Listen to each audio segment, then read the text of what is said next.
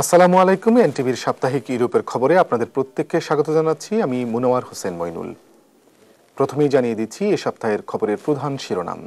যথাযোগ্য মর্যাদায় সমগ্র বিশ্বে পালিত হল আন্তর্জাতিক মাতৃভাষা দিবস ও শহীদ দিবস।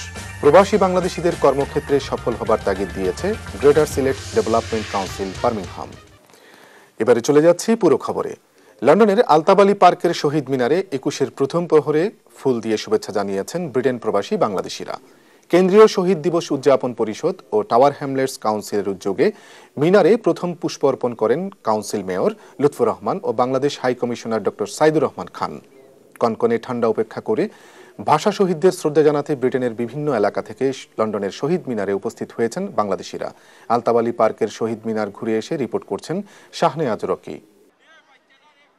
প্রবাসের মাটিতে ভাষা শহীদদের প্রতি শ্রদ্ধা জানাতে হাজারো বাংলাদেশি একত্রিত হয়েছেন লন্ডনের আলতাবালি পার্কে।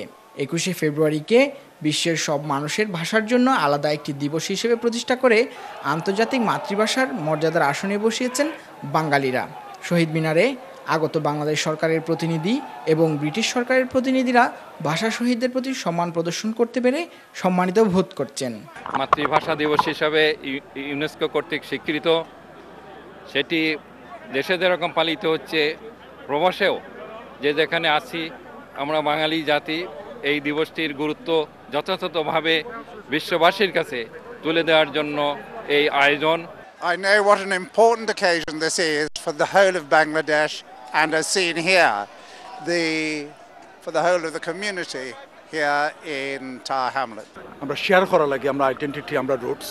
আমি ধন্যবাদ জানাই সবাইকে এবং যারা এটা অর্গানাইজ করছেন কাউন্সিল এবং শহীদ মিনার কমিটি, তারা ধন্যবাদ জানাই এবং আমি হাই কমিশনার সাহেবের থানজেন কথাগুলো আমি নিজে এন্ডোর্স করি। সাধারণ মানুষের পাশাপাশি রাজনৈতিক সংগঠনের নেতারা ভাষা শহীদদের প্রতি শ্রদ্ধা জানিয়েছেন। তারা বলছেন বাংলাদেশিরা সমগ্র পৃথিবীর গৌরব, কারণ সমগ্র পৃথিবীতে একটি মাত্র জাতি মাতৃভাষা রক্ষার জন্য সংগ্রাম করেছিল। এই ২১-এর চেতনাই আজকে আমাদের নতুন করে গণতন্ত্র পুনঃপ্রতিষ্ঠা আন্দোলনে আমাদেরকে অনুপ্রাণিত করছে। এই ২১-এর পদ্ধতি আজকে আমাদের প্রধানমন্ত্রী জননেত্রী শেখ হাসিনার নেতৃত্বে আমরা একটি ডিজিটাল বাংলাদেশের স্বপ্ন দেখছি। ফেব্রুয়ারি মাস মাতৃভাষার মাস, ফেব্রুয়ারি মাস মাতৃভাষার মাস, ফেব্রুয়ারি মাস বাংলাদেশ এবং জাতির ঐক্যের প্রতীক। এই ধরনের ইভেন্ট ইউকে থাকা খুব জরুরি, কারণ আমাদের ছেলেমেয়েরা যারা আমরা বেঙ্গলি হেরিটেজ, ল্যাঙ্গুয়েজ হিস্ট্রি, আমরা আমাদের ল্যাঙ্গুয়েজ মুভমেন্টের যে স্যাক্রিফাইস, এটার হিস্ট্রি জানার খুব জরুরি। বাংলাদেশ ছেড়ে প্রবাসে থাকলেও দেশের গৌরব উজ্জ্বল চেতনায় শরিক হতে বিভিন্ন এলাকা থেকে ছুটে এসেছেন বাংলাদেশিরা।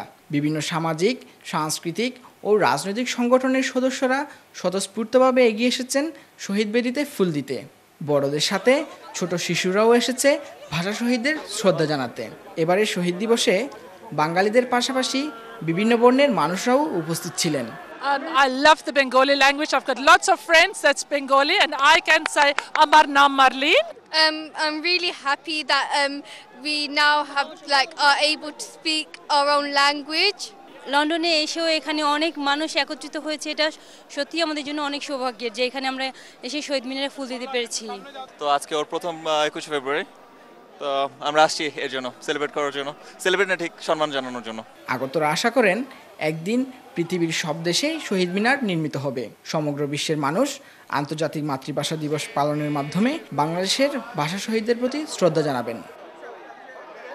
Shahnawaz Rocky, NTV news, London.